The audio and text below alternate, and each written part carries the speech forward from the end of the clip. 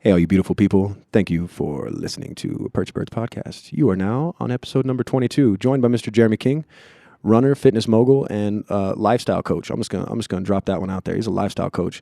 I work with this dude. He's an amazing guy. You guys are gonna get a lot of tips on how to get in shape, how to stay in shape, how to live a good lifestyle, how to think more clearly about the things that you're doing and actually think about them, not just doing things just to do them.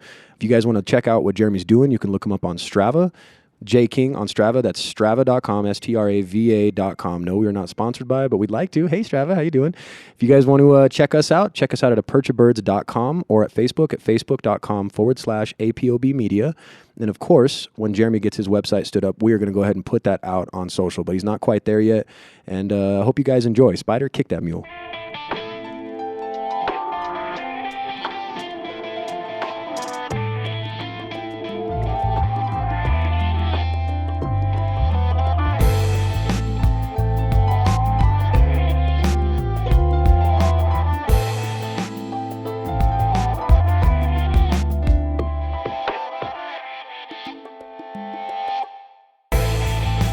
So welcome to Perch Birds Podcast. I'm here with Mr. Jeremey King. Jeremy, say hello to all those beautiful people out there. Hello, all those beautiful people out there. We are on location at the secret Batcave location that Jeremy actually had to put a bag over my head. We drove for a very long time and things happened I don't want to talk about, but we're here now and we're ready to do this interview. Yeah, that sounds about right. So Jeremy, talk to me, brother. What did you do? What did you do before you got here? Let's talk. Let's start there. A short bike ride. We went out on 30 miles this morning. It was pretty good. 30 miles. That's heavy, dude. A little windy. Yeah. And then you're riding down here in on the river, right? Is that where you? No, I rode out towards East Mountain, Oak Flats area. I was started up that hill. You head out towards Tejeres, and then take a right. Head south and head south. You'll run into it. So this biking that you do, man, so of course I know a lot of this stuff, but I want to kind of dig into the details here. So you're biking, are you training for something specific, or this is just your normal Saturday routine?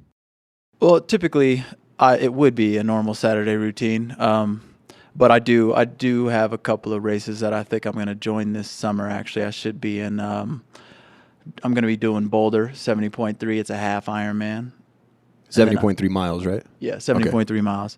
And then I might do Lubbock half Ironman, which is about a month before, just kind of a warm-up race, see where I'm at, you know? Right, okay. And then in doing these races, like when you're training is 30 miles, like are we at the end of the training cycle? Like are we ready for taking on the 70 at a... Not even close, brother. This is a short ride. Wow, okay. So a typical Saturday for you is 30. That's like a maintaining kind of a... Yeah, that's a maintenance. That's okay. A maintenance easy ride. Damn. So do you take this course for most of your biking? Like do you do the same course for 60 miles, 100 miles, all that stuff? Sometimes I'll go out that way. If I'm trying to build some power, I'll head out that way. And then I ride with a cycling group on Sundays, and they're real big on heading into the East Mountains because they do this thing called the Iron Horse, which is basically a race. I think it's between Durango and Silverton. It's just all climb. It's stupid. Yeah, because I've taken a train from Durango to Silverton, and just that train ride alone is like that train's working its ass off to get up there. It's ridiculous. Yeah, I bet. That's awesome, man. Yeah. So how high is that elevation? That's at least 10,000, right? Which one? The one going from, because Durango sits at what? Doesn't it sit at? Oh, yeah, that race. I've never done that that race, but because it's just a bike ride. I think it's a century, 100 miles. And I've never done it, but, man, there's a lot of folks out here that do it, and it's serious. The century, so that's 100 miles, right? Yeah. Damn, that's heavy. So you're doing this bike training. You're getting ready for something like a 70.3. In the interim, what was the last running session that you had, and how long was it? I went out on yesterday morning for just about 6 miles. That's not bad. And then you're running what for that pace? What speed are you running per mile? I think yesterday was pretty easy. I think it was about. I'd like to say I was around 7:45s. That's not bad. Yeah. That's what I run when I'm like getting into good shape, bro. Yesterday I did 5 at 7:45s ish. Yeah. 7:45s and 8s, but this is still, again, this is just to point out, this is a maintainer for you. That's not like a high speed run for you. Okay. No, I just got done. Not just got done. Early February, I think the 3rd or the 4th, I just got done with a little marathon in Huntington Beach. Actually, I had a pretty good run. I qualified for Boston in that one. It was a decent run. Yeah. Okay, so let's talk about that. So we'll talk about the 70.3 in a second, but I know that we'd gone over this before, but I want to make sure to bring it up again. So qualifying for Boston takes what time for a full marathon? What do you got to do? And just for everybody listening, the Boston Marathon itself is just like the I would say it's something everybody would want to do if you're a runner, if you're into running marathons, even halves. Like the Boston Marathon it's the biggest race, I would say, in terms of, and it's the oldest, right? Actually, when we're having this conversation. I think the reason why it's the oldest. Well, technically, it's not the oldest. The one in Greece is the That's oldest. right. We said that day, Yeah. but I mean in the U.S., right? Yeah. Okay, I think okay. I think that's the reason why it's so popular. I don't actually know how it got so popular, but the New York City Marathon is actually the biggest, and the qualifying time for New York is like 14 minutes faster than Boston is. Damn, I didn't know that. Okay, Yeah, so actually with the Boston one, the times are becoming so, like, you can qualify for Boston and still not get in. I think in the last 2 years, you had to be something like 2.5 minutes faster than your actual qualifying time. right. Okay. To actually get in the race. So I think pretty soon they're going to have to up these limits. Otherwise, it's just, they're going to have to. But when you're doing this race, so you went out to Huntington, you did this race. Mm-hmm. What does that look like for you in terms of that time? What did you run at Huntington to get Boston qualified total? So I ran 3 hours 4 minutes. Damn. So my qualifying time, there's one age group in front of mine. Their qualifying time is 3:05. They have to run 3 hours 5 minutes in order to qualify. That's the fastest Boston qualifying time. And then my qualifying time is 3 hours 10 minutes. So that's okay. And when you're saying that your qualifying time, this is because of your age group, right? Because that's of my what it's age all based group. around. Okay. Yes. So how far did you go in 3 hours and 4 minutes, Doug? 26.2 miles. God damn. Do you and when you do this run, what are you getting per mile? What's that come out to? That was just like a flat 7. For 26 fucking miles and 3 hours of running, dude. That's ridiculous. Yeah. So I've run like 7 or 8 half marathons and done one full marathon, and a half marathon's 13.6, right? 13.6? 13.1. 0.1, there it is. And those races are literally half the amount of time that you would be running. Like I did mine in an hour and 35 minutes. That was my best half marathon. And then your best half marathon is? 1:22. Yeah, that's smoking fast. So again, 7-minute splits. So you're just like at full speed here, kicking ass. So then let's kind of circle this back, man. So when you're training for this next year, you're looking at trying to do the half Ironman, and then you're also trying to do a marathon this year again. I might put down the Duke City Marathon this. Hell, I think it's October. October, yeah. Yeah, I might put down the Duke City Marathon. I'm not sure. Boston won't be until 2019. Okay. And then when you take on Boston, you're already set up for that. You're qualified, you're in the door? Well, I've qualified, and I beat my qualifying time by 6 minutes, so I'm pretty sure I'm going to get in. But they don't open up registration till September. That's ridiculous, man. So you're doing everything basically at an elite level, because not most people, you couldn't take something like those ventures, especially doing dual events, and even in a year, you couldn't take that lightly, right? Like you have to actually be focused on your training and focused on your nutrition in order to get to the point that you're at, right? Do you feel that way? I mean, no. You're just bad as hell. You don't need. Actually, I mean, I can't even say that really. After that marathon, I got a little big headed, because I only averaged like 38 miles a week to train for that marathon, and that's fairly low. But then after that marathon, I got a little big headed, and I kind of stopped training. And after that, I had a 70.3 in Galveston. I remember you saying this. Okay. Yeah, that I didn't really prep for. I didn't ride my bike much. I didn't swim much, and I didn't really run much either. It crushed me, man. Yeah. So how far off your target were you for your race time? I was literally an hour, 58 minutes slower than my 70.3 time. Damn. And then just because we haven't spoken about it, in this half Ironman, you have a section of swimming, you have a section of biking, and then you have a section of running. Yes. For 70.3 total all day. Yes. And then how far are you going on when you're swimming? 1.2 miles. Damn. And essentially you're racing. You're at race speed. You're as fast as you can go when you're on the race day, right? Or I would say as fast as you can handle, like what you've trained to get probably as after. fast Okay. as you can handle. That's a better way to put it. Okay, and then you hit your bike next. Yep. And then you're all wet and you're soggy. You're like, fuck yeah. You grab the bike, you jump on, and you start banging the pedals, right? Yeah. Like, that's the thing. And again, you're right at your peak. right? Like yeah, the best you'd Jeremy like could to spit. stay. Yeah, you'd like to Okay. stay real comfortable, but it's like a like to call it a comfortable speed. Right, sweet spot. Yeah, Yeah. yeah. I always call it my my downshift, right? Because like I'll downshift to get myself a little bit of boost, and then once you get to that spot, then you shift back up into the higher gear and you kind of chill. You Yeah, just let you it just- chill until you get somebody that you marked, right? Because you always got a guy you mark, and you're like, dude, you can't pass me. No, you cannot. Downshift. You want to be right in that zone where you think Right. you can hold it. Right. And I'm always slow enough to where it's an old dude that I can't. I'm like, this guy, you know, I had a conversation on a half with a cat that was he could have been bullshitting me, but like it was so intriguing that this guy starts talking like this while we're running that for like 6 miles we were drafting off each other.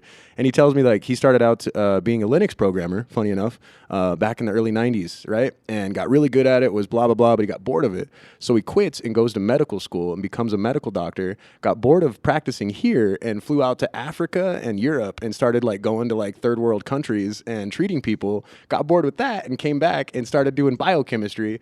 And like the dude was like we were just talking back and forth, right? And this dude's like chopping it up. And after a while, he's like, hey, you know what? Great talk, but I can't run as fast as you. I'm going to chill. So he starts backing off, bro. And I was like, good talking. Never talk to the guy again. But most intense conversation on a run, I was like, we were in race mode, bro. And then like we both kind of like sidled back to take a break for 6 miles and chat, you know? And then once I felt I got my air under me again, you know, took back off and beat it up. Do you draft off people when you're running quite a bit? Not when I'm running. I mean, it's hard to draft off people when you're running. Right. Well, I'm not right behind them. Not, I don't No, like no, that, no. but I'm saying I mean I don't want it to because it sounds crazy when I think of it in my head. But it's when you're running that fast, there's not a lot of people. No, that's absolutely right. Like I was trying to point out, like I've been running for since 2011 in races, and I don't know very many people that can do what you can do. I mean, that's why I brought you on the podcast, Doc, because you're pursuing that greatness. Thank you, sir. I typically end up in like this the no man's land is what I like to call it. It's right in the middle of the extremely fast people, Right. and then everybody else, and I'm just there, and it's normally just me. And so, like in the marathon, we actually had a pacer for 3:05, which the very first marathon. This is only my second marathon. The very first marathon I did, we didn't have a 3:05 pacer because it's hard to get 3:05 pacers. You know, somebody who can just knock this out. You know? Yeah. So we had a really good pacer for 3:05, and we started our pace group. There's probably a good 20 people in our pace group. 3:05, it looks solid. People were running pretty solid. People start falling off, trickling off slowly. We get to about mile 18, and there are 4 of us left.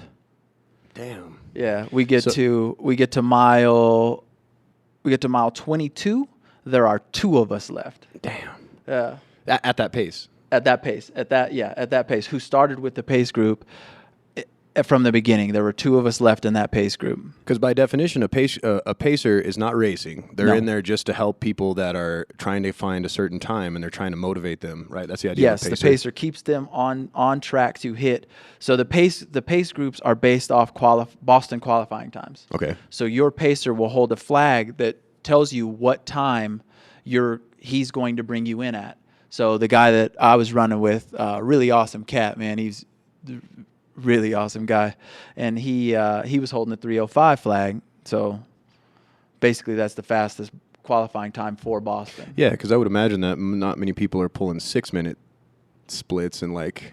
Actually, so in that race, I got 10th overall, and so I mean, there you go. There were 9 people in front of me, and they were because I was. How many people though? I think total number who ran the marathon. It's a big race, but the majority of people run the half, and total people running the marathon, I believe, were 1,600 or 1,700. Damn, man.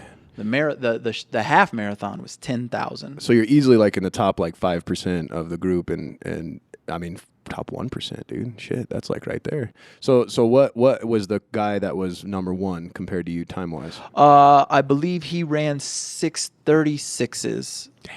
Yeah. Damn. High school kid? No. No, he was older. He was. Okay. He wasn't in my age group, so I'd like to. I think he was. I'm not sure how old he was. Maybe 32, maybe 28. New Mexico native? No.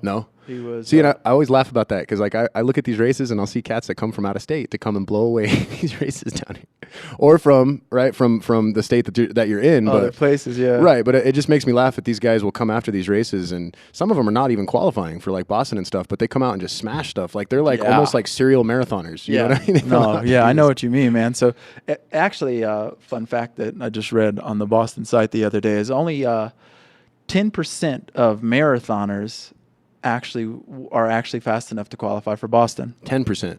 10% of marathoners, of just people who actually run marathons, are fast enough to qualify for Boston. I won't lie to you, man. I did my first marathon. I don't know. I've probably talked about this in previous casts, but of course not on this one. But my first one was in 4:25, something like that. But I had a crash and burn because I did not train at all the way that I should have. And I feel you, brother. yeah. It's a bad idea. Because I did a half marathon the month before, and I was like, I was in great shape. I was even lifting a lot. Yeah, I was like, I got this, you know. Having probably some extra beers when I shouldn't have throughout the next month, bro. And then it came that day, and I just remember just violently sweating. Like, it was almost like a nervous sweat because my body was like, you know, this is going to crash and burn, bro. And then by the time I got to like, how can you violently sweat? It happens, Doc. I violently sweat. But no. But by the time I hit 21, man, like my body shut off, and I went through this on a previous podcast. But yeah, it's bad news, and undertraining was the fucking issue. So that was one of the things I wanted to talk about. Was like, so on a race day, let's start from there. Like, what do you eat for race day, bro? Like, what goes into a person's body that's like at the top of their peak of their game right now? What are you eating on race day, bro? You know, a lot of people have different thoughts on this. I mean, everybody's different, but me personally, race morning, what I like to have is I will have a steamed potato and kale. Huh.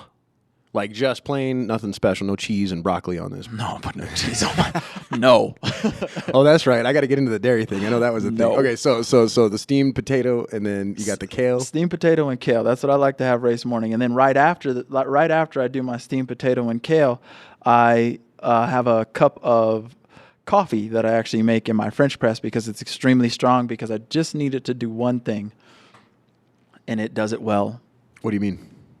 Like I use that to clean me out. Oh, yeah. Okay, beforehand. Okay, this makes sense. For the race. Yeah, and this is something, kids at home, make sure that you really, really listen to this piece of advice, because I can't tell you, the last half marathon I did, again, I was a little undertrained. I kind of just threw my hat in just because I had some other people that were doing it. So I was like, all right, cool. Yeah, I'll throw in.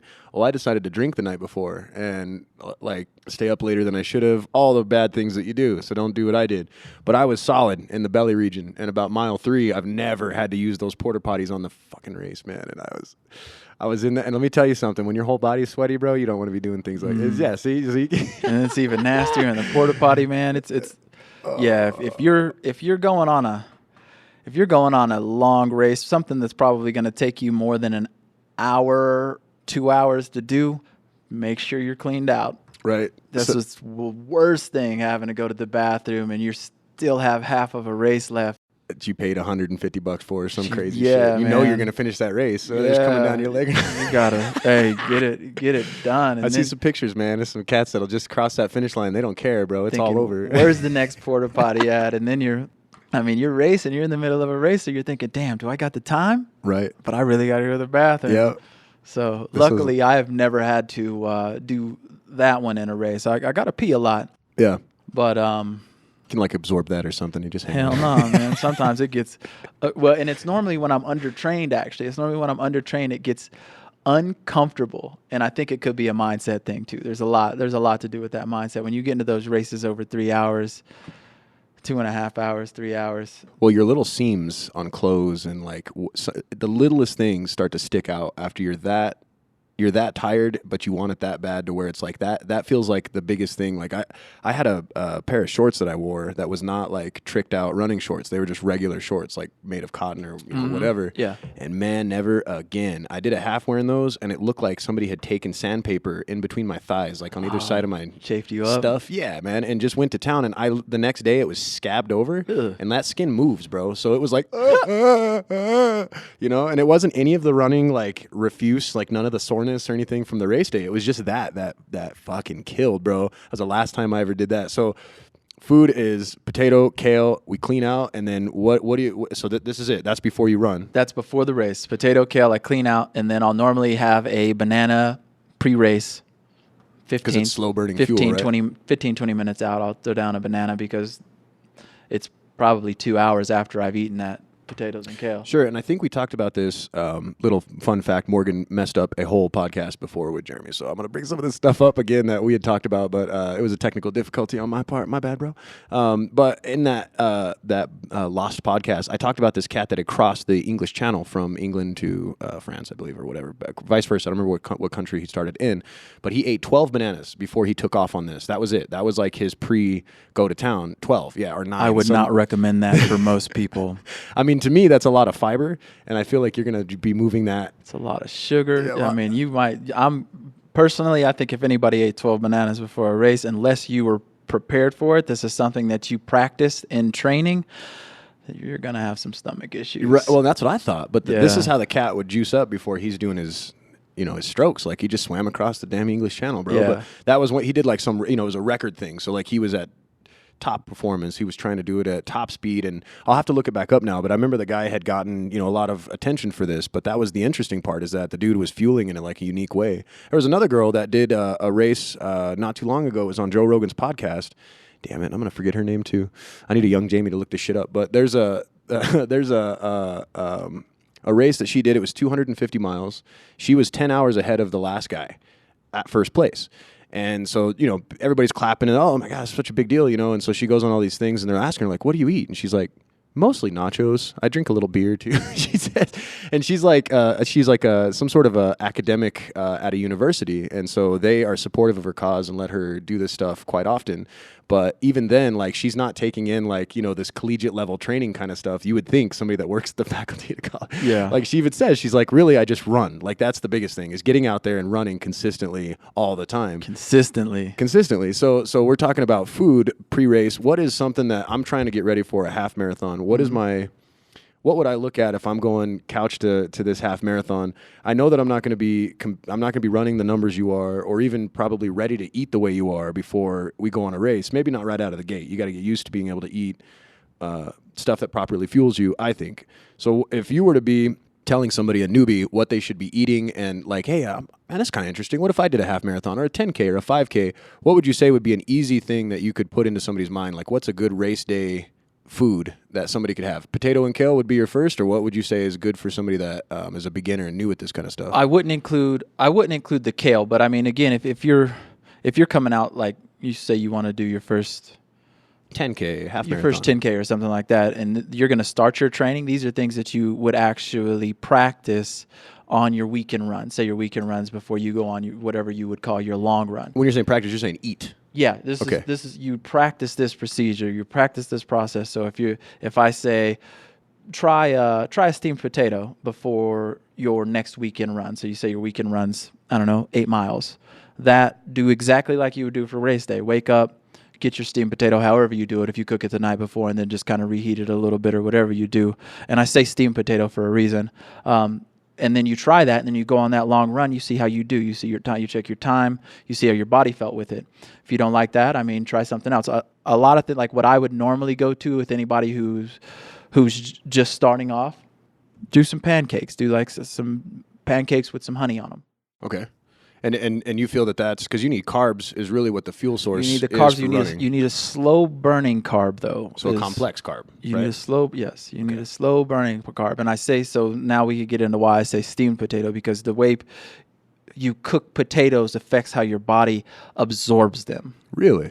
Absolutely. So by baking a potato, you bake all of the moisture out of it, so it condenses the sugar. It condenses that carb load that you get, and you basically take that in as more of a sugar spike. Okay. But if you steam a potato or boil a potato, you don't condense that, and you get more of a slow burning fuel. Interesting. Okay, so you're utilizing more of the same fuel, just better, more efficiently. Just more efficiently. It stays around in your system. You burn it slower. That's some shit. Okay, so you would recommend a potato even for somebody starting off. You'd recommend, just because this is the way that it's always been taught to me, is that you test what works for you. Test it. Yes. Yeah, because for many years I called it my Wild West days. I was running in toe shoes because I read a book and I thought I knew what I was talking about. Horrible idea. Right. And then I was also doing random shit with what I was eating, and a lot of times I thought that the healthier the better. So I would make a fruit juice, not a fruit juice, but a fruit and vegetable juice, like juice, fruits and veggies, chia seeds, and that was like a big thing that I was into was chia seeds at the time, and they're great in terms of like what you read about them, but when you actually go out and my body's different than yours, it would clean me the out. It like, really does. Yeah, I'd be like 4 miles out, and I would have to call my wife to come get me because I'm out in the middle of the desert and I'm getting smoked, and I have no place to take, sit down and do the business. Yeah. So I noticed that I was then going into reading and trying to get literature, and I noticed that everybody has something different almost, but the same story played true, that you need to have some sort of complex carb that's a slow release. But I find it interesting that like you have your particular one, whereas the guy did bananas, and where is the superfood? What's recommended? Is there a recommended? Is that a thing?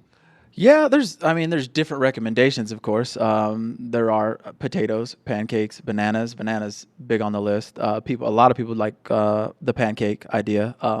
A lot of people do muffins. Okay. They make those muffins. They're really like protein muffins and things Sure, like that. bran or some shit. Normally, before the race, you want to do something like that, like a complex carb, something that's slow burning, and it's kind of going to get you a little more full, so you have a slow burning energy. And then during the race, you're basically, if your race is really long, you don't want that complex carb breakdown. You're going to want to go with something like a liquid, but you want to go more calories when you are in such a long race. Like I did, I'm really big on the Cliff Blocks when I'm running. The little gel things, right? Not a gel. It's like a gummy bear almost. Okay. It's delicious. I love them. I have to eat them like candy, dude. I'm just popping them. I pop I'm not even racing today. Yeah, Damn, I pop like a pack, like an hour. I'm 6 of these bad boys. It's because I'm thin, so I don't have a lot of extra, I guess, body fat to burn when I'm running, so I basically go into storage, right? Like glycogen storage. And in the same breath, glycogen is stored in the muscle. And being that we're runners, we're not bodybuilders, so there's not like a huge store of that. Like you have to actually feed it, and this is the idea of giving yourself the food, right? I mean, this is the whole concept. And you need that immediate energy. That's why during the race, you actually are taking things that are kind of more immediate. I mean, hell, some people pop Skittles. Candy is, if your stomach can handle it and it's got high calorie count, you're burning that immediately. It's going in and you're using it. And I've tried the Gatorade ones, the gel block things, the gummies, and those are so sweet that they make my stomach hurt.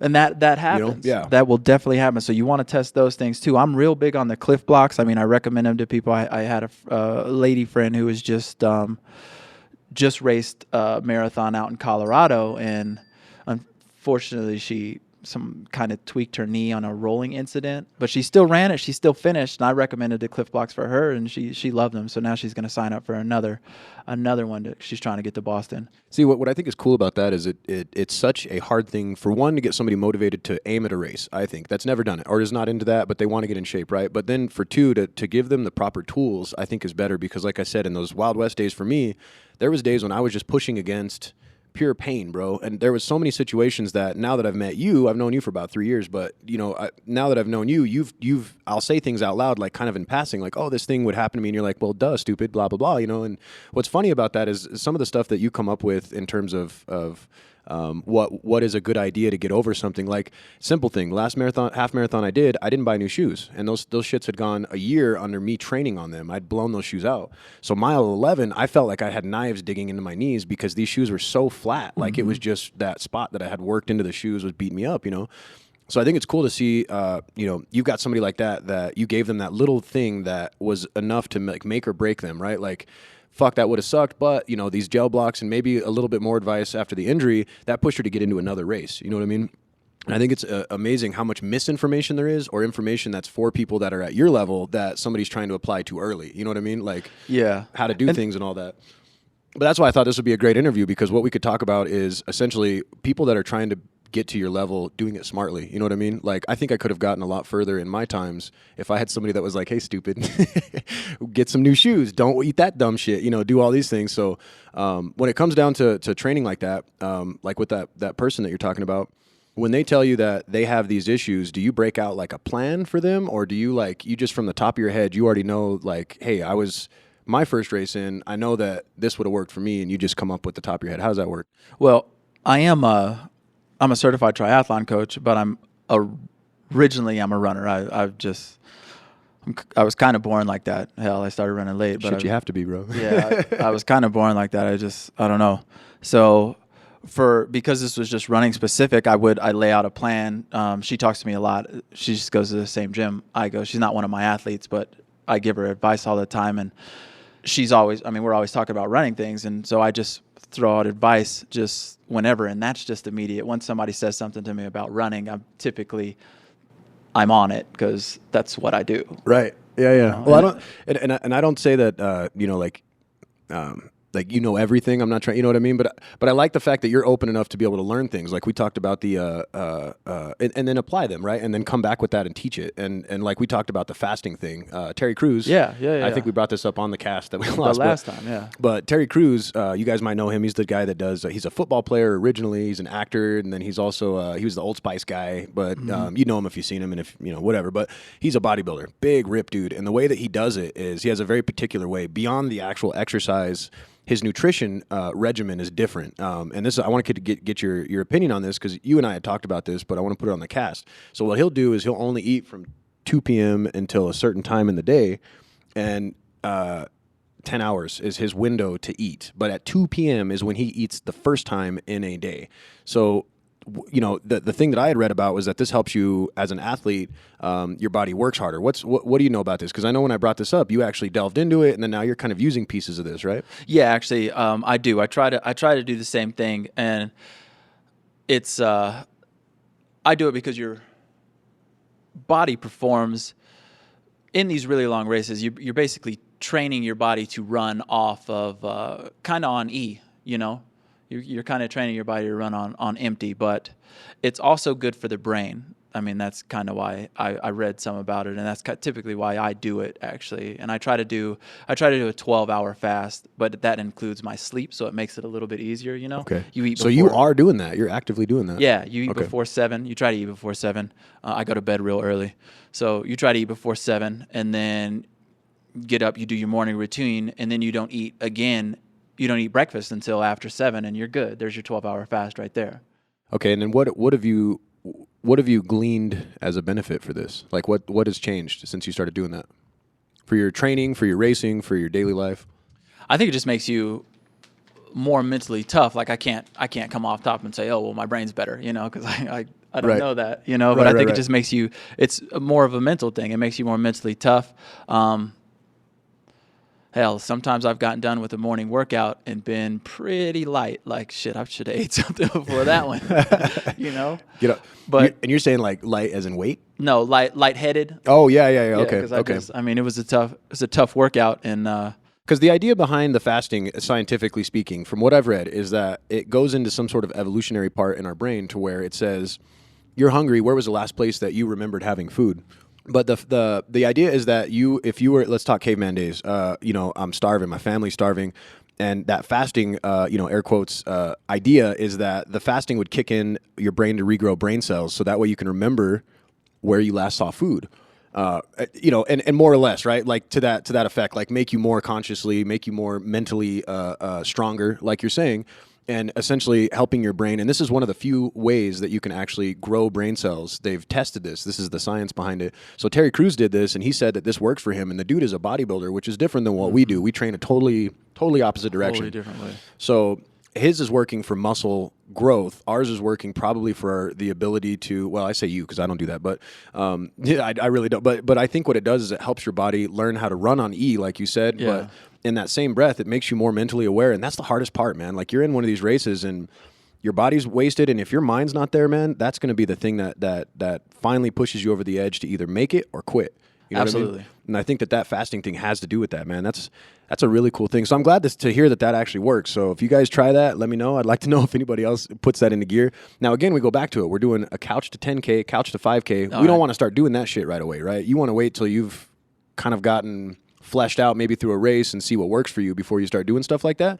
Or would you say that's something you could do day one? I think that's something you could do day one. It depends. Damn. It really depends on where you're at. Like if you were going to do a couch to 5K and you're doing that because one of your focuses is you want to kind of lose some weight. So you need a goal to get that started, to kick you up for that. So you're like, bam, you sign up for a race.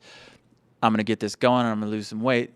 Then that's going to help you anyway because, I mean, you are doing that fasting. And, of course, burn more calories than you take in. You're fasted for 12 hours. Then you get a workout in. You're basically, if you're running aerobic, which you should be if you were starting to do a couch to 5K, that aerobic workout is going to burn nothing but fat. Now, what's aerobic compared to anaerobic? So they're basically different levels of intensity in your workout. Okay. So most of the time when you're doing most of your workouts, I guess it's depending on the goal of your workout. And me and you talk about this a lot because you need to have a goal for your workout. Right. I mean, a lot of people that they go out and they just run, but what's your goal for the workout? What are you working today? Are you trying to work your aerobic capacity? Are you trying to work your anaerobic ability? Again, kudos to you because I never thought like that. What are you working All those today? years I ran, bro. You have to have a plan for this workout. I mean, Right. a lot of people go out and run, but they're just recreational runners, But if you're trying to get somewhere, have a plan for your workout. So you go back to that, and the aerobic, if you're running aerobically, you're basically training your body to burn fat more efficiently. Okay. And then if you go into anaerobic, once you break into your anaerobic, you're using a different storage. You are using fat because you're burning calories, but you're burning more immediate.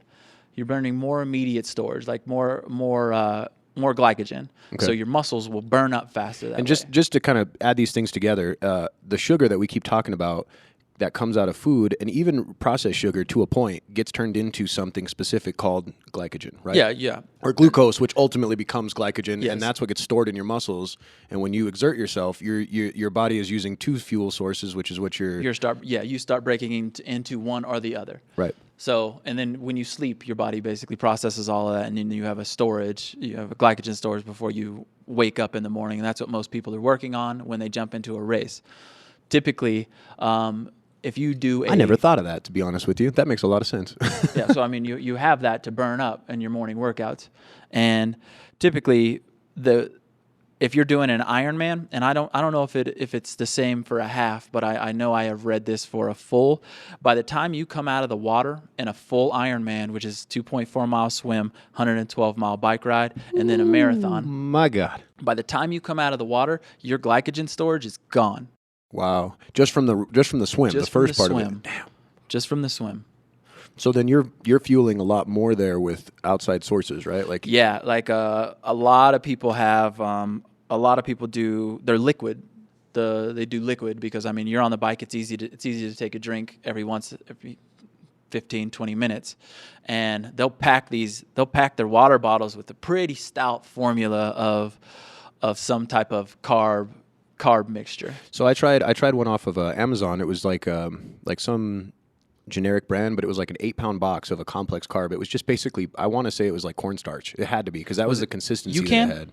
Do you recommend stuff like that? To me, it felt like it was okay, but I think that there could be natural sources which were better for me. Like I felt like it did the job. I didn't feel like that burning crazy hungry at like 10 miles when I was doing a half marathon, but I would put some of that in my water bottle.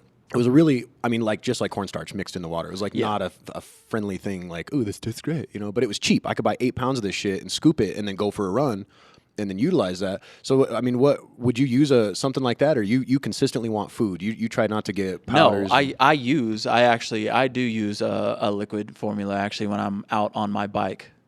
And I also use the Cliff Blocks, of course. During my run, Cliff Blocks are solid because I'm not carrying a water bottle. That's just, no, it slows me down. Right. I don't want that in my hand. Right.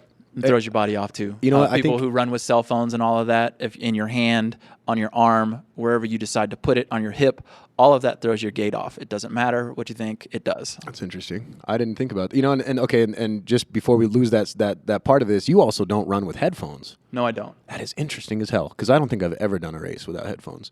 But I know but I definitely don't race with headphones in. Sometimes I will sometimes go out on easy runs with my headphones in because I'm listening to like audiobook or something, but I keep my phone in a specific spot that I try to balance it. It's kind of like right on your core or something. It's right. Do you wear a fanny pack? It's cool. You can tell me. Well, kind of. It's right in the small of my back, man.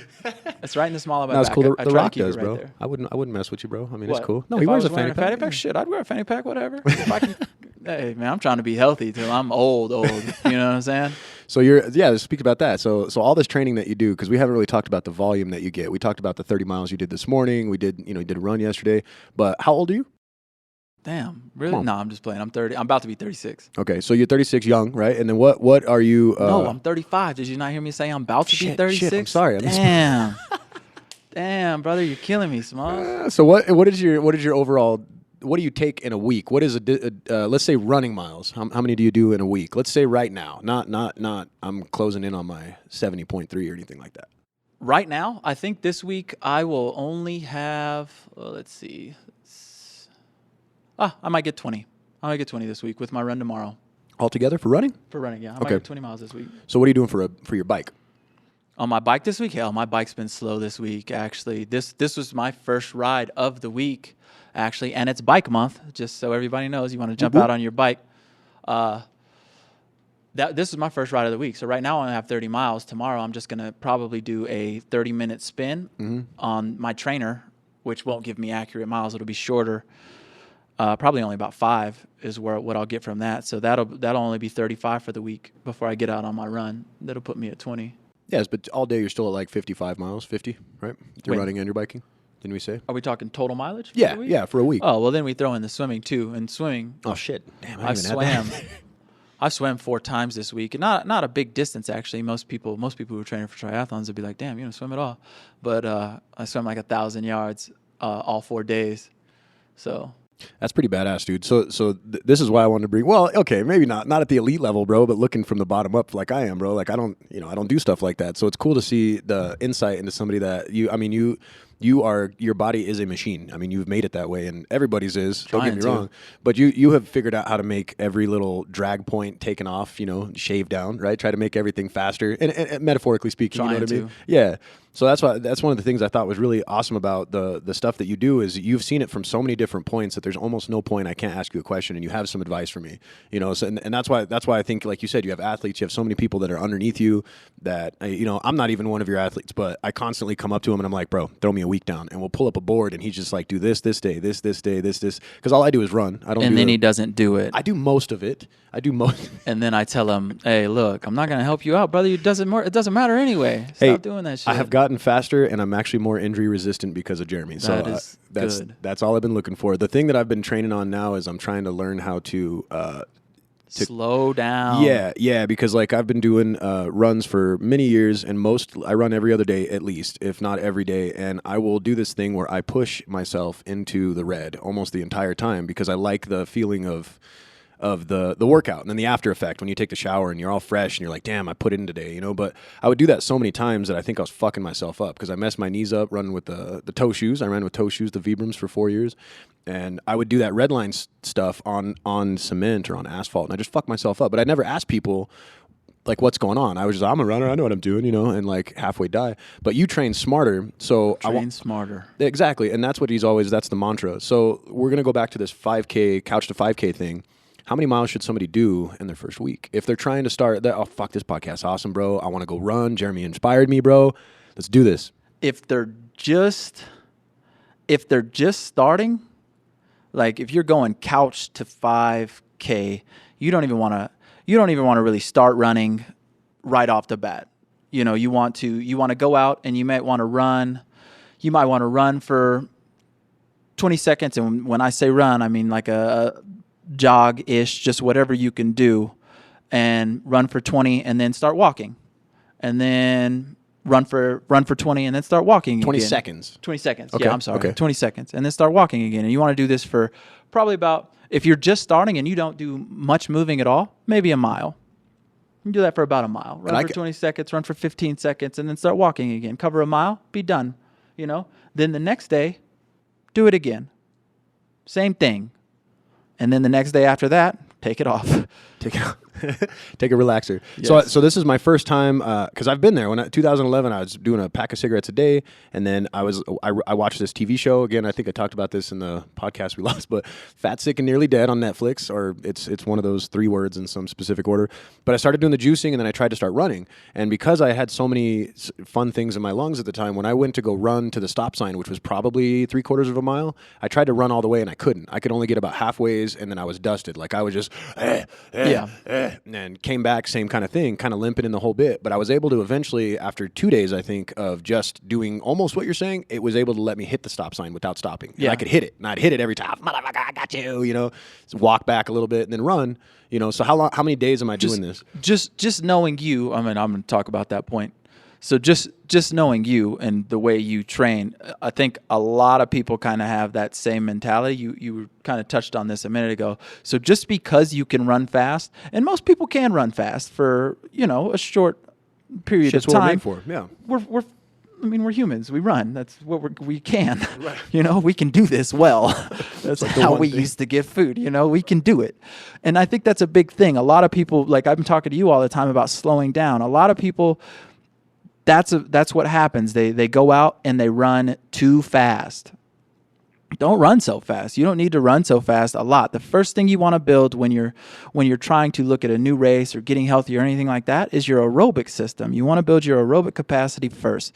So you, being a runner and having all that stuff in your lungs, you probably went out and tried to run to that sign at fucking 7:30s. Right. You know what I'm saying? I'm sure. But if you'd have tried to run to that sign at 9 minutes the first time you'd have done it, you'd have still been running and you'd have made that sign. Given it only took you like 2.5 days to get back into it. Now, I want to ask you a question on that, because this is what I always think of when you say that.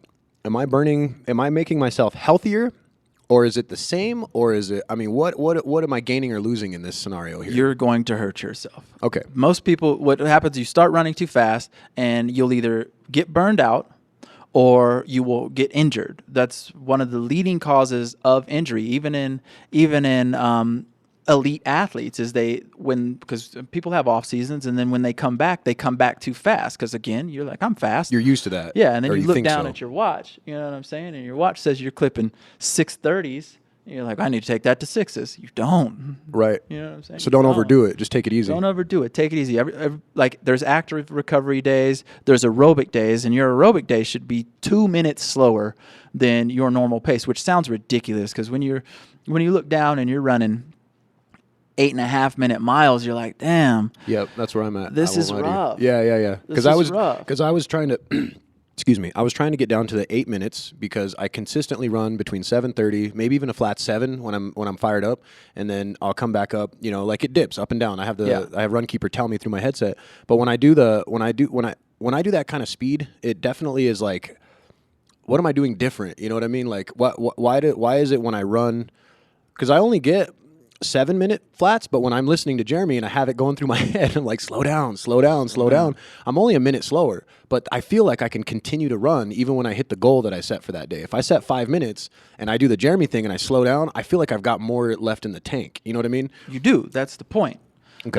That's the point. You're using a whole other system when you're doing that. Actually, you're building a different system. You're building aerobic capacity, but you're also building more of an aerobic, a muscular endurance, but you're not building a muscular endurance at speed. You're building, which comes later in training. You build that muscular endurance at speed later in training. You're basically increasing your anaerobic threshold. So you're getting your body's circulatory system to run better, you're getting your lungs to run better, and your knees and your joints ready to take the impact because you've never done it before. Okay, because we're coming off the couch here. Yes. So let's say that we're able to do this run. Let's say that this theoretical person, I'll do my cousin Jeff up in Kansas. Jeff, I know you've been wanting to run, brother. So that's no longer theoretical. This is an actual guy now. This is your plan, brother. This is your plan. So he's my couch to 5K guy. Let's just say. So 5K is 2.5 miles, 2.8 or something like that. 5K, you're running 3.1. 3.1. Okay. Do you guys notice how well I know these distances? But so we got him. He's done this week of he's babying it to the stop sign. So when do we step him up if he's consistently doing this? When do we go to we want a mile at let's say 9 minutes or something like that? Or I'm not even going to try to preface it, but let's say that we want to. I'm going to do this 5K in 3 months. What am I doing for the month? We go general with it. We don't have to be super granular. I mean, it depends on the person. I mean, a lot of times you want to see how the person is progressing through it. Okay. I definitely recommend a heart rate monitor, and then you because a heart rate monitor for beginning runners, it will keep you honest. So basically, you don't want your heart rate. If you're like, man, I feel like I'm running so slow, but your heart rate's at a good basically zone 2 in your aerobic capacity. Okay. You know what I'm saying? Above resting. Yeah, above resting, but it's in zone 2. You're doing a great thing for your body. You're benefiting it really, really well. But say you're running, you're running to where you feel comfortable, where you feel like, oh, well, this is probably where I need to be running. This is a good pace. But your heart rate is 170. You know what I'm saying? Way high. Way high. Yeah. Take that back. You need to take that way back because you're working the wrong thing, and it's probably going to lead to injury. So let's say Jeff is not been much of a runner. Mm-hmm. He's about my build, about my height. Okay. Younger than me by about 6-7 years, I think. Okay. I don't know if it's that many. How old are you? 29. Okay. You can make me say it, then you. No, but he's early 20s, and he's got potential all day, and he's from my bloodline. He's like my height, so I feel like we're similar the way we're built. Yeah, exactly. So he's got this thing going on, and he's trying not to hurt himself. So he gets a heart rate monitor. Jeff, get a fucking heart rate monitor. But you get a heart rate monitor. Get a fucking heart rate monitor. I do need one, dude. That's no lie, everybody. I won't lie to nobody. That's the one thing I need to buy. I was looking at some cheap ones on Amazon. I need to buy what do you got there? The Phoenix 5? I would not recommend people buy the Phoenix 5 if you're just beginning. This is like very top end of Garmin's. Unless you just like things. What'd you drop on that thing? We don't need to talk about Come on. Is it? That's they're about 700. Ooh-wee. But see, this guy, this is what he does. So that totally makes sense, bro. You got to get the right gear. Yeah. So Jeff's got this heart rate monitor. He doesn't want to go above 150, 160? Him? Yeah. At the beginning? Yeah, I guess, yeah. No, definitely not. He doesn't even want to be that high. So what's home for these new people? They're trying. All right. Well, you need a base. We want to start running. You need a base. You got to sit down. Get your resting heart rate. You know what I'm saying? What your heart rate is on a typical day. So if you have that heart rate monitor, wear it for a day. Don't do much work. Wear it for a day. See where your resting heart rate is, and then you can kind of set up your zones off of that resting heart rate. Like my aerobic, I can be all the way up to. I think I break into anaerobic at 160, but I'm decently trained. Right. I'm decently trained. I've been doing this on and off for a long time. So my aerobic is fairly high. Some people, they'll break into anaerobic at 140. Damn. Bam, you're already in anaerobic. Now we're saying anaerobic, we're working our asses off at this point. You start building up lactic acid, and you will not be able to hold that for very long. Wow. Okay. So the heart rate monitor is an easy way to have like a trainer on your wrist. Yeah, it's basically, it will tell you, take it back.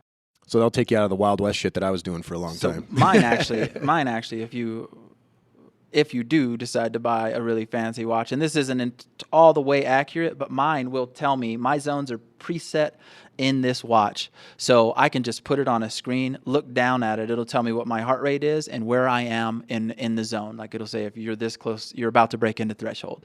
It'll say you're in threshold. So slow down. Yeah. Okay. So then I'm like, okay, well, I'll take it back. Even if you bought a cheapy $60 watch, then you could probably set your zones in your mind if you didn't have it there, and then be like, hey, I'm pushing too hard. This is why it hurts. This is why I want to quit too early. Right. Okay. Because this is something that I went through when I bought my first race. I was 9 months out for a half marathon. I'd never even thought of going 13 miles in my life, bro, ever. And I was like, there's no way. But I paid $80 for this damn race. But I will say to all you guys listening out there that that's one of the best ways to break into exercising, period. Running doesn't require anything except for a nice pair of shoes. Boom. You should get a nice pair of shoes, possibly a watch, and then you break into this thing, and it's going to keep you. It's going to keep you to where you're going to see that the exercise is either for you or it's not. But I think one of those watches would be good because I think I pushed it so hard at a lot of points. I was like, well, it was pure willpower that kept me going at certain points. And it's because I was redlining. I was pushing too hard. My heart was blasting in my chest, and I was like, I need to keep this pace because this is how fast I should be able to run. Because you know what I mean? Because it looks right. Right, exactly. So I think that this is something that I overlooked, but I hope that if you guys get anything out of this, inspiration, motivation, whatever, you do start this couch to 5K, like my cousin Jeff is going to do, aren't you, brother? Then, you get a watch, you get a nice pair of shoes, and this is, again, if you've paid for the race, you want to start running. I mean, don't just buy a pair of shoes and let them sit in the closet, but I went to a running store, and granted, if you got like a Jeremy mind and you test these things almost every day meticulously, you'll be able to know these things by feel. But to have somebody watch you run on a treadmill with a camera behind your feet, it'll show how you land. And most running stores anywhere in the world are going to have something of this nature that are decent running stores, or they'll have something of this nature. Similar. Right. So what they'll do is they'll just record you landing on a treadmill as you run, just doing a light, like, quarter mile thing, maybe less than that. And then they'll stop it and play it back, and they'll say, look, this is how your foot lands when you hit the ground. And I will tell you right now, after 6 years of running in the toe shoes and then messing myself up in the full marathon, when I went to one of these stores and I got a pair of Brooks put on me, I was like, man, $120 for tennis shoes? Get out of here, bro. Or running shoes, not tennis shoes, you know what I mean? But I was like, this is bullshit. But the guy runs me across the treadmill, and he shows how my foot would kick inwards, which is an overpronation. And that is where my legs hurt after the full marathon, almost to the point where I was going to quit running. I didn't run for 6 months, and that's weird for me. I don't do that shit. So when these got on my feet, bro, I instantly ran a 10K like that month, I think, and then I did my another half marathon at the end of the year because I felt so good. I felt no pain in my legs, and I thought to myself, I said, again, those Wild West days when I wasn't watching my heart, I wasn't watching my feet, I would just get into pain, and I'd say, fuck it, that's the way runners are supposed to feel. You know what I mean? So again, you guys are going to start out. Heart rate monitor is a good idea. Good idea. Great idea, especially if you don't have a trainer, you don't have somebody to help you like Jeremy does. And then beyond that, you get a nice pair of shoes. Your food needs to be on point. Make sure it's something that you've tested before. Train smart. Train smart. Or train slowly, I think, is really the thing. Train smart. Start slowly. If you're that's the thing, man. That's for real. That's honest, man. Start slow. And then if you back to what you were just talking about with the running stores and them checking your gait analysis, I mean, that might run you a little bit of money. So if you're kind of somebody who is trying to take a cheaper way out of that and just kind of, I don't know, throw down an order on Amazon or something like that, do some reading up on shoes, take the shoes that you typically wear, flip them over, look at the bottom, see where the wear pattern is on it. That'll kind of tell you what type of shoe you are going to want to run with, more stability, more neutral. That's awesome. Look at your wear. Because you can put your shoes together sitting on a table, let's say, and then get down level with those shoes and see them from behind, and you can see which way your shoes are pressed from you walking and running. And lean, if it leans to the outside where your pinky toe is, that's your pronated, your regular pronation, I guess. Pronation is the movement, excuse me. Pronation is the move. The pronation is the movement in your foot, whatever side you roll off of. Under is when you roll, if you actually roll off towards your pinky toe. If you roll out that way, you're underpronating. If you roll off towards your big toe, you're overpronating. If you kind of have a neutral pronation, which is it's just neutral, you're kind of coming off in the middle of that. Right, and that's where you'd want to be, is in the neutral. That's where you want to be. Because that pushes the shock up your leg. You want to be neutral. Straight. But because our feet, the way our, unless everybody's toes are this, I've never seen a foot like this before. It'd be really interesting. If they're just straight square, I mean, then you could actually see that. But it always looks like, if you have a normal pronation, it'll kind of always look like you're coming off towards your pinky toe, because the way our sure, the way your curve. foot rolls. And again, this is why it's great to have, just take the hour to go to the damn run store and have the dude talk to you. Look at it. You could do it. I mean, everybody has an iPad or something nowadays. You can do it yourself. Sure. But you need somebody to look at it. I mean, you need a professional to look at it. Well, I would have bought a pair of Nikes or Adidas and said, these are good. Yeah, don't run in none of that shit. Always make sure that you guys pay attention to, I would say, just a recommendation. Brooks is one of the best ones. Hoka is... I run in Hokas. I only run in Hokas now, but... That's Hoka. That's just my... They're awesome. That's my preference. They are awesome. That's just my preference. I'm not a Hoka spokesman or anything like that, but I mean, check them out. Oh yeah. Well, there's Saucony's. There's and I've tried those. I've tried Asics. I've tried Brooks. I've run in a lot of different shoes. I've run in Nikes. I've run in a lot of different shoes, and I'm set on Hokas now. See, and then just to answer to somebody that's more not an amateur as I am, right?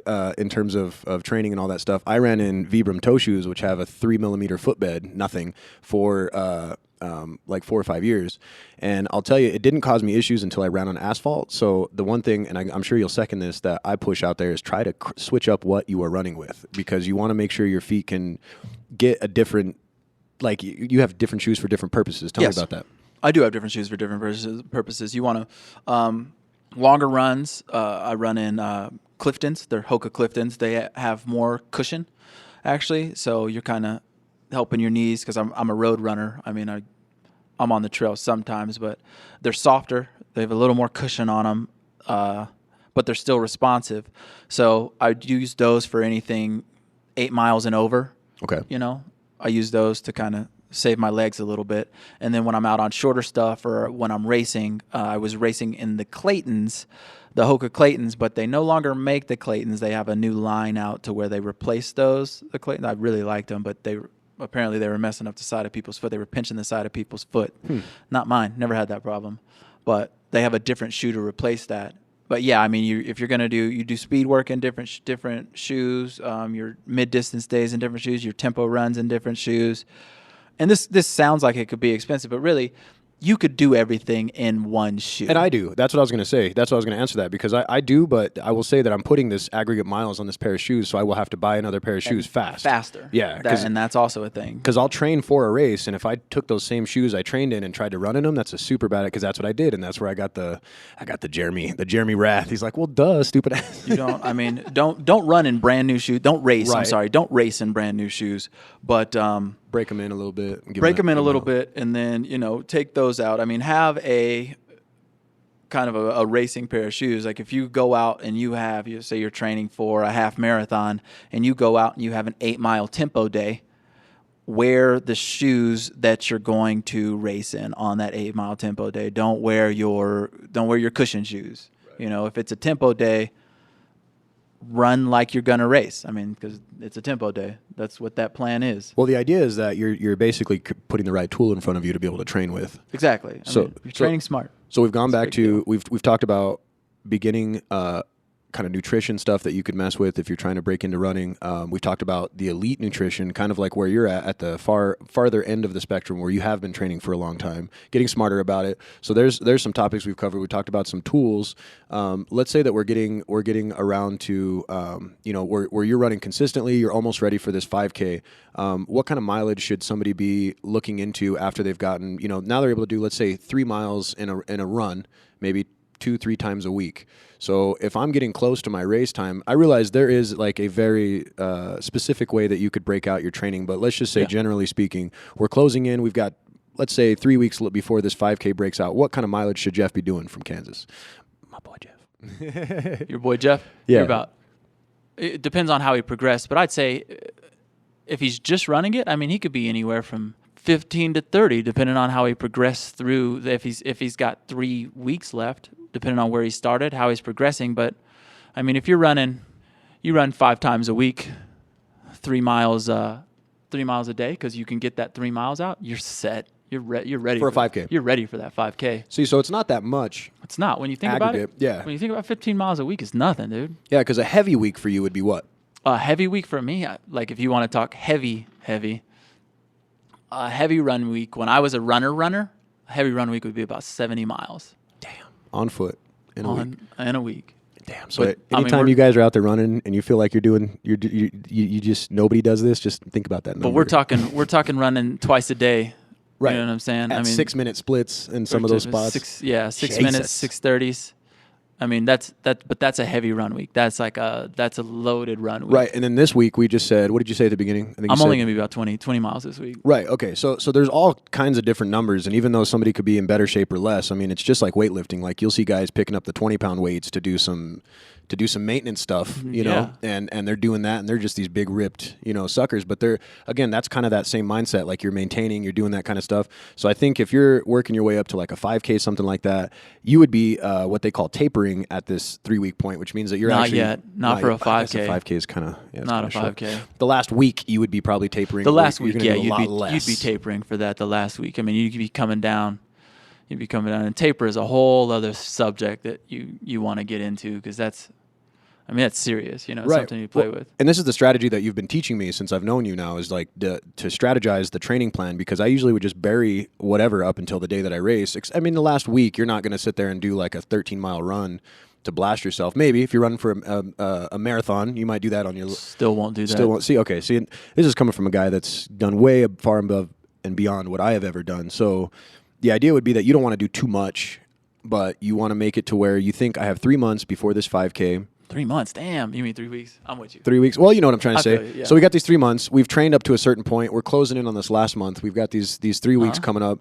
You don't want to try and work even harder up to the point when you race is the point I was trying to make. I mean, you essentially are going to get to where you should be fresh-legged on race day. On race day, yeah. Yeah. You should be feeling antsy. Right. Actually, you should be like, damn, I need to get out and run. And in those 3 months, you should have gotten your nutrition dialed in, your gear dialed in, which would be your shoes. And then you've also gotten your mileage put down, which means that, you know, you're being smart. You're paying attention to what your watch says or your trainer or your plan, you know, and you can Google, I don't know how many damn plans and builds. You can Google and a ton of stuff. all kinds of stuff, but it's still going to come down to, do you have kids? Do you have time? Do you have job? Like, where does that sit? Everybody has time.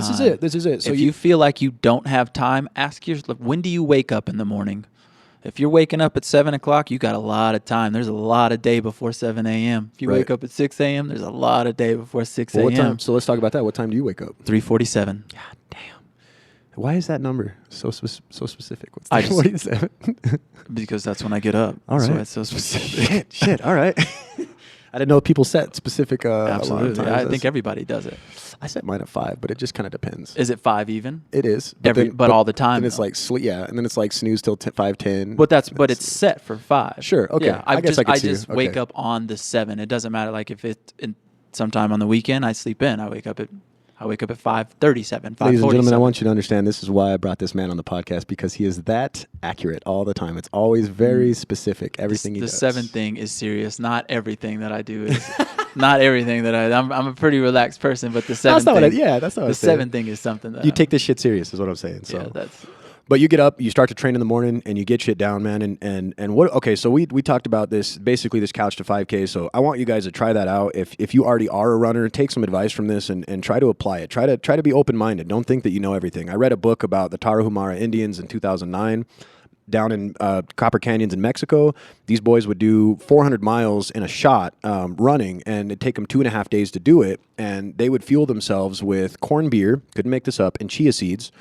Or they would use the chia seeds in like some maize or, you know, it's corn ground up, and they would mix that with water on the go. And that was a complex carb. That was the fiber. It had the energy in it. The beer, for whatever reason, they make this like fermented beer shit. They would drink that all night and then get up and go run. Now, granted, that comes with lifetime of doing this. Yeah. But what's crazy about this whole scenario down there is that this book was called Born to Run. And the reason why this was such a big deal is they ran on these literally took tires, cut the tire foot-sized, took straps and strapped that tire to the bottom of their feet, and they would do these 400-mile runs in those, right? And this guy went down there, wrote a book about it, brought it back. That book had a lot of science about running barefoot and how we are messing our feet up by running in cushioned shoes, any of the shoes that we've talked about. Yeah. Great, that's wonderful. But I took that and I applied it, and I took it at such a face value that I fucked myself up because I was only paying attention to one resource. And I should have, instead of being like, I'm all that is rebel, I should have tried to look up people that are doing it in my hometown. I think that's something you guys can do. Look up who you're running with in your running clubs, coaches, some dude at your work that gets down like this guy does. Ask around, man. That's also a thing. Like if I wanted to touch on a couple of things with that. I mean, he was talking about read a book. That's also another way to keep you motivated. If you can get involved with a running group or somebody like that, other people who are trying to do this, that's real good because then you got somebody to hold you accountable to it. You know, you're like, damn, I got to be out there today because, you know, so-and-so is going to be there, so I got to run. You guys give each other a call. Let's show up, man. One of you might not want to run. The other one wants to run. That's going to get you going. But also, if you don't have that sort of thing, I mean, read a book. Like watch a YouTube video about something. Right. You really, the mind is a powerful thing. You will get inspired by some of these things, and it'll get you up. It'll get you out of bed. It'll get you going.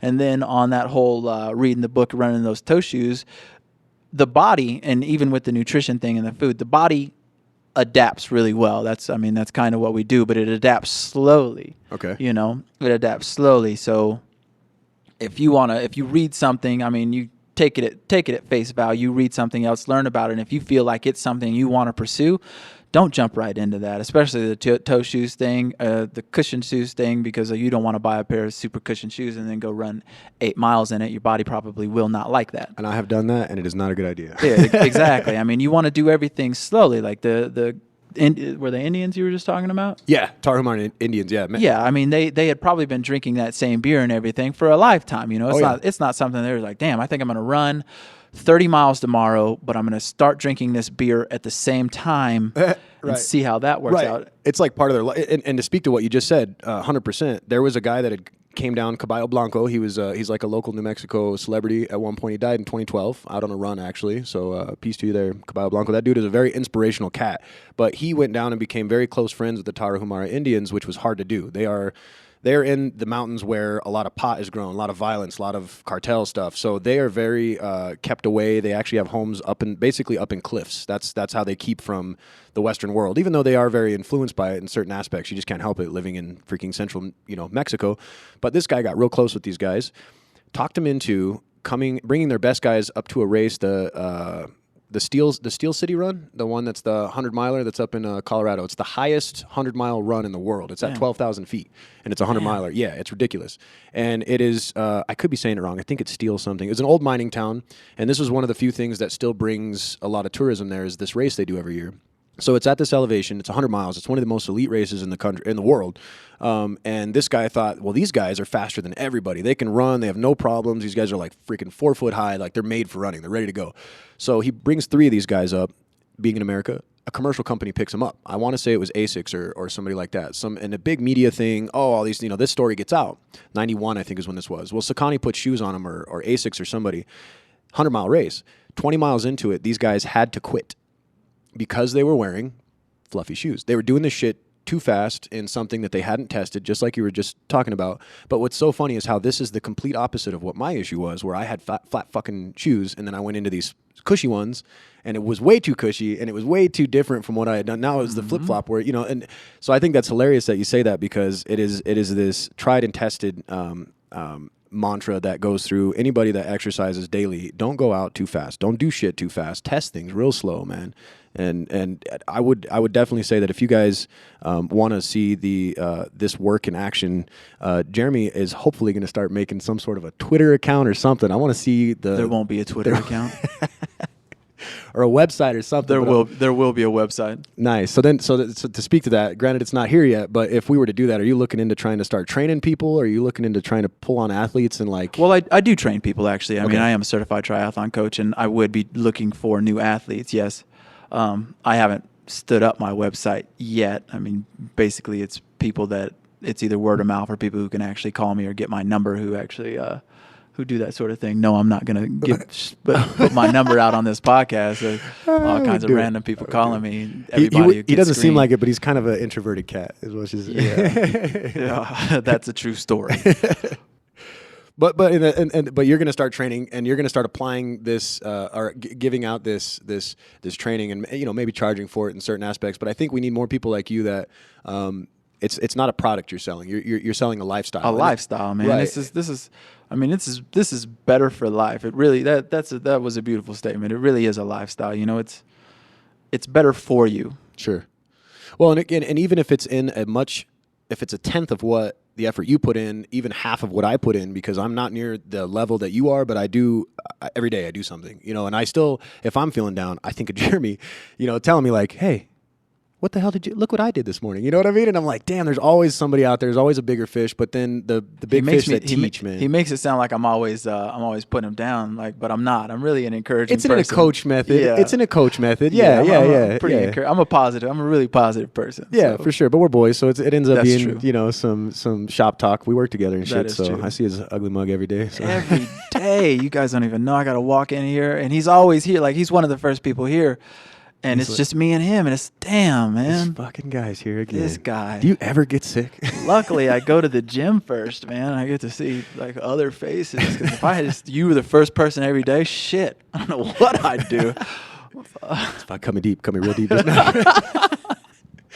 No, but it ends up being a real good relationship when you find people that are into the same thing you are. Yeah. I say this all the time, and I post this on all of our Perch a Bird stuff. You will become the 5 closest friends to you. You will become them. You will embody them. And you may not think about it. You probably aren't thinking about it. That's a true story. It's maybe the first time you hear about it. But even if you only spend a few minutes with these people, all the people that I work with at this particular place, including Jeremy, all of them are better at what they do than I am. And because of that, I have risen to another level. And I think that, Jeremy can say the same thing, because you mess with some heads that are older than you, and they're still like burning down your time it's going out of style. The guy that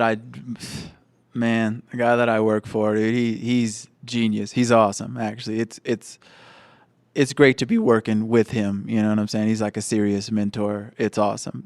Find a mentor, you know.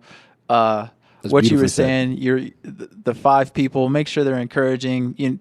It's really a whole thing. My ultimate goal is to be better today than I was yesterday. You know, it's about growth, and people you surround yourself with are a big part of that.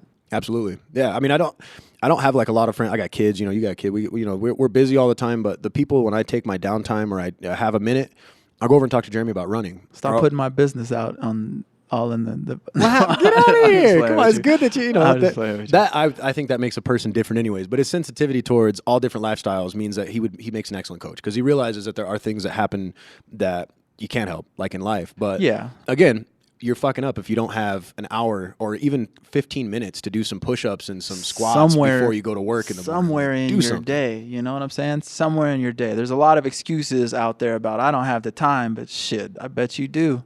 I bet you could find it somewhere, because there's a lot of TV that you don't need to watch. And I'm not saying what anybody does on a day-to-day basis, but if you don't have any time, you might want to rethink that. You might want to rethink what you're doing with your day. Yeah, seriously. Well, I think that doing something every day is really what the big thing I would like people to take away from this. You don't have to be a runner. If you're not into that, you're not into that. If you're into fly fishing, get out there and fly fish more often than you didn't. You know what I mean? Like, get out there and work, move. You know, what is it? Moviamento es vida. You know, movement is life. I'm so white that hurt, but you know, like, the idea of movement is something that I prescribe to, and this is what motivates me to even do stuff like this podcast, man. Like, I constantly am trying to do stuff that puts me in an uncomfortable spot. I don't have a script that I'm reading. I don't have anybody helping me. Nobody's paying me to do this, but I hunted Jeremy, I don't know, a year now to get him to this point. You've been trying to, yeah. And then I did a podcast and I missed a whole line of audio. It's just a technical issue. So I had to come back, and it was... I feel like this is better though. Like we had things thought out ahead of time. And I mean, we can talk about so much though. I love talking about things like that. And then there are a lot of things that you were just touching on. They're not really on the subject of running, but I feel like it's stuff that a lot of people should hear. You know, absolutely, yeah. The whole growth thing, and then your circle of friends, all that. Be better. Yeah, absolutely. And I'll say that all this exercise does nothing but give me the energy to be involved with the world. Yeah. If I didn't exercise like this, I can tell you guys, I used to be the stoner flabby guy that was sitting around, and I was really good at Battlefield. Oh my God, I was good at PlayStation Battlefield, bro. But I would get out and do that half mile, and for probably 3 years, I was throwing up after every run. Every single run, I would throw up because of my life habits before that. You know, and I was 22 at the time, 23. I shouldn't be throwing up like that, bro. Hell no. Yeah, so this is good, man. So the future holds website. The future holds... we got a half Ironman coming up. We got a marathon coming up. I would love to see at least an update that I could throw out for APOB once you get that race happening. Yeah, we could do that. Okay. So that's what we're looking out for. And then once he does launch his site, that will be all over. And I hope you guys check out some of the stuff he's got, some tips and tricks, and maybe jump in, try to get some training done. I mean, I'm pretty sure you could look me up on like Strava or Garmin. Okay. Yeah. Those are social networks. They're basically working out, social networking type of deal. If you were just looking to see what I do, so you could either talk crap about, damn, man, you really didn't do anything this week, did you? Or you could be like, hey, that was a good run, whatever. You can look me up on there. See, and I'm going to get into Strava now because I've been doing Runkeeper forever. Strava's legit, man. It's a nice little site. They'll get your bike, your run, your swim. Sure. They're not the greatest on the swim. The Garmin, I mean, if you have a Garmin watch, they're getting much better on the swim, but yeah, and that's something. Just before we get off the cast, I want to make sure to give you guys another tool. The one that I use is Runkeeper. I will say it's very basic in what it can do. ASICS bought them, so that's their effort into the app. Running thing, but it's not as social as I'd like it to be. The only people that you can really talk to is people that accept you as a friend. Strava, on the other hand, is a social media place, more or less, for people. Like you can find each other and have profiles. You can find each other, and like you have. Yeah, I mean, it's not like you can't. It'll record all of your workouts. You can upload all your workouts to it, and then you can have a group of friends. You know, you can do all that, and then I mean, it keeps people honest. You know, it also allows encouragement. It's just like we were talking about. You've got that your circle boosting you up. Yeah, they'll be like, hey man, great run. Hopefully, unless you just have a bunch of, and typically most people who work out are. I mean, I'll talk crap if I didn't see you do something for a week. You should, though. But, I mean, it keeps you moving, you know? And I mean, you know your friends. You know who you can and cannot say things like that to, so you know. Right. The camaraderie. Yeah. That's cool. So those are some more tools for you guys. I hope to see you guys out there running, see you guys biking. If you can't do any sort of like running stuff, I mean, the bike is a great low impact alternative tool to running. And, you know, like yesterday I did 5 running. The day before I did 10 on the bike. Nice. So, you know, and again, I don't really have a goal at this point. I'm probably going to try to aim for a marathon at the end of the year, maybe the same one, the Duke City. The Duke City. Which is in October. So this is being, May? You know, I've got plenty of time for that. But now's the time when you want to start thinking about things like that if you're going to do one. So you sign up for the race and then just start doing it, man. Start reading, start looking into it. And I'd love to see some of your guys' efforts on a APOB page, man. He didn't mention swimming in that, but swimming is one of the best cardiovascular workouts you can do. It incorporates your entire body, and although you probably used to be at the pool all day when you were a kid, like it was super fun, if you get back in the water, it's hard. So, I mean, look into that too. Absolutely. I mean, it's super low impact, and that's what a lot of people go for. My knees hurt. I can't do it. Swim. I don't want to say, you know, disclaimer, Jeremy and I are not medical professionals whatsoever, but if your doctor does not have a reason for you to not be able to exercise, am I saying that right? Yeah. If your doctor does not have a reason to tell you cannot exercise something specific, then you don't have an excuse. You are stopping yourself. And I think that's the one thing I see a lot of people are like, well, my knees hurt. What'd you do? Oh, I walked to the top of the hill, and that was like a month ago, but I can't run anymore. I just can't do it. No, you can run. You know what the problem is you didn't. There was a lady that was 700 pounds, started watching, who's the puffy haired white guy that did all the exercise things? We talked about this. Richard Simmons. There you go. She clapped for months along with his routine, clapped to the pace and got with the nutritionist, and she was actually one of those people that was bedridden, like 2 beds, such a big girl, and was able to get down to 300 pounds, and then was able to start getting onto a treadmill and walking, and got down to where she had to cut off layers of skin because she had lost so much weight from watching Richard Simmons. And that's amazing. Dance his little ass off, man. Like that's amazing. So there's no point you were at that is not comebackable. Yeah, and I think things like that, man, are amazing. I have some friends actually who used to be a little bit bigger, and now they do half Ironmans. They've run marathons, and there's things like that shout out Sean. There's things like that I can't even fathom. I can't even think of things like that because I've never had to do something like that. Right, come from that far back. Yeah, and that's serious. That's powerful. I like that. Yeah, for sure. Well, and I hope if anything you guys take away from this, maybe you'll just not eat like that McDonald's, you know, today. If anything, maybe not. Yeah, eat that healthy shit. Eat something a little healthier. That could be a whole nother thing. Well, I think we got so much to talk about, brother. I think that could be a whole subject in itself is diet, man. But no fried foods, no sodas, no sugars, no diets. I'm just gonna throw that out there. That's my thing. Diets. Don't call it man. If you're gonna do something for real, don't call it a diet, because right when you say that, you get this.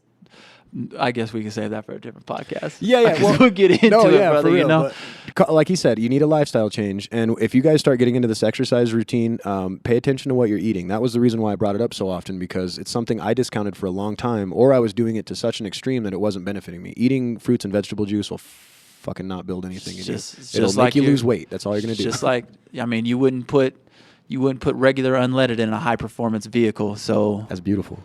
That's beautiful. You know what I'm saying? So you're doing we got probably some sort of training. I don't want to say product, but like we said, we want to come up with something where we put some of Jeremy's knowledge and experience out in the world. So that may come in a website form. It may come in a couple different ways, but most likely going to be a website. So we're looking forward to that, man. Looking forward to these races, and we definitely want to have you back on. There's so many subjects we touched on. There's so many that we may have missed, which would be like, you know, really delving into diet, talking into like, we had sort of talked about doing some spirituality stuff, maybe doing some more, you know. So we're going to reach into those candy jars in the future, because some enlightened shit. Right, right. And somebody like Jeremy, you know, he's such a smart cat and he does so many things. I think that we could probably have like 4 podcasts with this dude and still not run everything out. So we're going to wrap this one up, man. And thank you so much for bringing me out to the Bat Cave and hanging out, man, and doing doing this podcast. I've been hunting you up for like literally like 3 months. It's been a little while. Yeah. It's been a little while. I've been busy lately. Work actually did get crazy for a minute. A lot of the time, I'm just waiting for stuff to break, but it did get crazy. Yeah, and just I didn't preface this at all, but this man's a IT Jedi, so don't think it comes from a place where he's just a meathead athlete. This guy's he's extremely smart, so that's why I like to push to try to push some weird subjects at him, because I know he comes back with something intelligent. You know, not trying to blow your damn head up or anything. Oh, it's already. Let's be lucky. I'm sitting down. I might fall over. All right, brother. You got anything else for me? Nah, man. I think that's pretty good. Thank you for having me on. For sure, buddy. All right. Thank you, guys.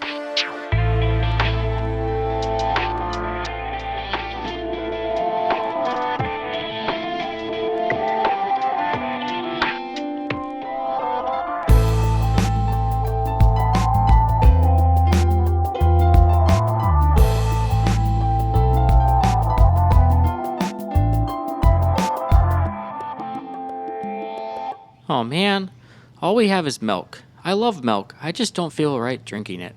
Are you self-conscious about what you put in your body? Yeah? Perhaps so self-conscious that you've considered becoming vegan, but you're just not willing to give up the great taste of dairy? That's exactly the predicament I have found myself in today. Well, I have just the product for you. Introducing vegan milk. All the great taste of milk without the great guilt that comes with stealing from baby cows. That sounds like just the product for a wannabe vegan like myself. Can I try it? Of course, uncap that bad boy and tell us what you think about the great flavor millions around the globe enjoy. Astounding. No words could even come close to describing the taste of vegan milk. Water. It tastes just like water. I think what you mean to say is that it tastes like vegan milk. The one-of-a-kind drink made with 23 key organic ingredients. What are the ingredients? Organic vitamins. Which vitamins? The tasty kind. When combined, create the original and refreshing taste of... Are you freaking kidding me, dude? I just can't believe I just... Let's hear what some of the other satisfied customers have to say about this revolutionary product. How much am I getting paid? Hush, you're live. Oh, it's the best. Tastes just like milk, but vegan. Exciting! My doctor said that we should all drink 2 liters of vegan milk a day. She even said that my garden would love this product, and she was right. Well, that's all, folks. You've heard it here first. Try vegan milk today at a store near you.